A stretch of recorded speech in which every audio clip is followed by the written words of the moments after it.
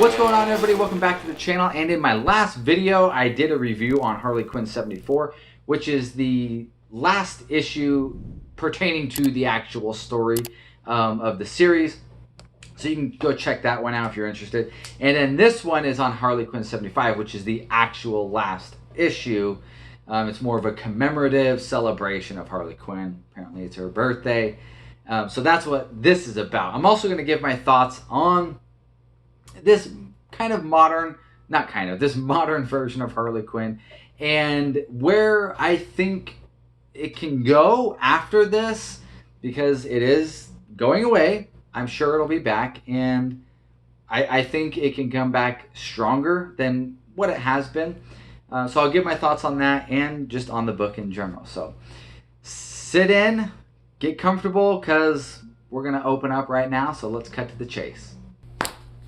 All right, so again, the last and final cover by Frank Cho variant cover, which I will miss. I'm going to miss these covers. That was one of the things I really liked about collecting this series, was getting Frank Cho's variant covers. They were always so good. I mean, just look at that line work and the statue back there. Line, oh, it's so good.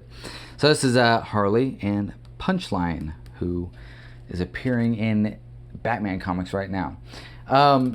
So this comic is the last and final issue of Harley Quinn. It's number 75. This is it. Again, written by Sam Humphries, and it's drawn by Sami Basri. I didn't talk about him in the last video, but I do want to shout him out, because if you watched my last video, you know I ranted on Sam Humphries and his writing.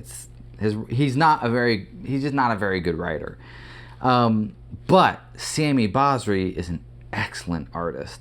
And one of the reasons why, you can read this is because he does a great job. I mean, he gives great expressions, like boom, boom, boom. Just he does wonderful expressions.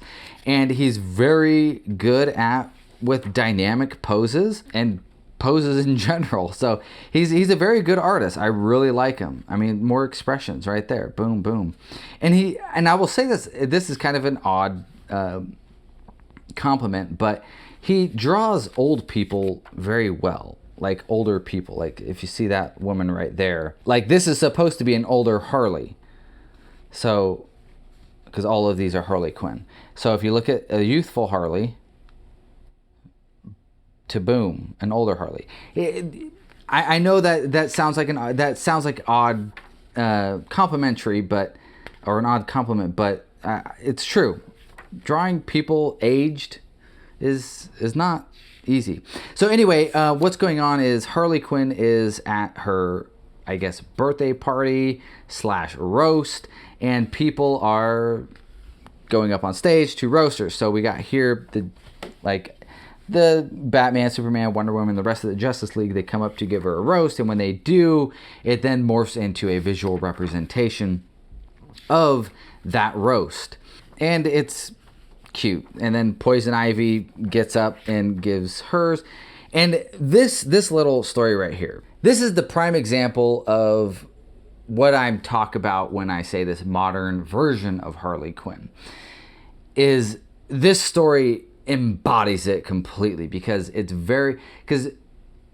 I don't know why they have chosen to give Harley Quinn this more childish and annoying persona, I guess is the personality.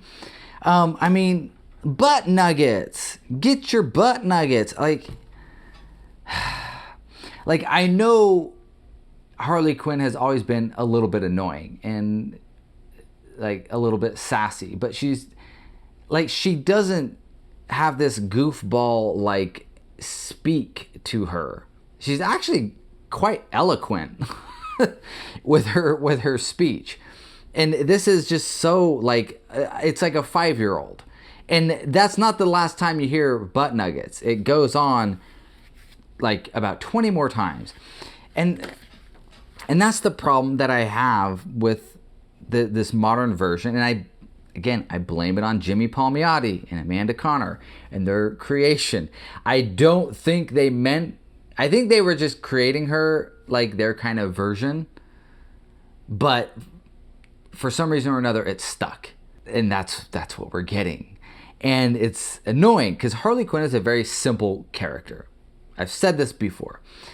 Her main attributes is that she's very loyal. And honestly, she can be really loyal to anybody if they are nice to her. And then the other is she's a people pleaser. She wants to make people happy. She wants to make who she loves, Joker in this case, very happy. Or a friend very happy. Like, she wants to make people happy around her. And on top of that, all of that, she's also an emotional wreck. And she hides all of that through antics. And she's known for just doing just random acts. And it might be of violence. Like, if she feels like she needs to shoot you, she'll shoot you. So she can be a little bit unreasonable and scary in that regard. So she's not a hard character to understand. She's actually very simple. And I will say this, Margot Robbie, when she was asked, is Harley Quinn evil? She said, no, Harley Quinn is not evil. She's bad, yes. She's very bad, but she's not evil. She's not good, but she's not evil. She's just bad. So this one was actually pretty good. This little blip here, it strikes at the heart of, Batman the Animated Series. That's probably why I was more keen to it. But it's just, it was just a little fun story. And, she's going to, I want to say fight crime, but she's not going to fight crime. She finds Batman and everybody else tied up, and she's just like, wow. And then, it turns out in the end, this Man-Bat was her, and it's what we find out is this was all a dream. That's why it feels so random, because this was all just a dream. And I'm pretty sure that is a rule that is the most awful way to end a story, is telling your audience it was all a dream. And that is how Harley Quinn 75 ends, is that it was a dream. I expected nothing less than that from Sam Humphries. So, it was just a dream. And then there's this last thing, which is just a tie-in to Batman, the current Batman run, where Punchline attacks Harley, and then Harley's actually gone for a couple issues because of this attack. And this is actually pretty good. So this is also written by Humphries, and I will give him credit. This was actually fairly decent. It wasn't great, but it was decent. So anyways, that is the final issue of this run for Harley Quinn.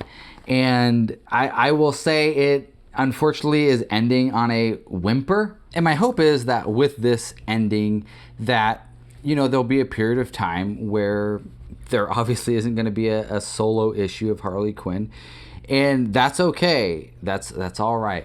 So I'm hoping that when it does come back, and it will, because like I said, Harley Quinn's one of DC's most popular characters. She will definitely come back with a solo run. Suicide Squad was canceled, and then like 6 months later, there's a new Suicide Squad comic. It is possible. It is definitely possible to write her well.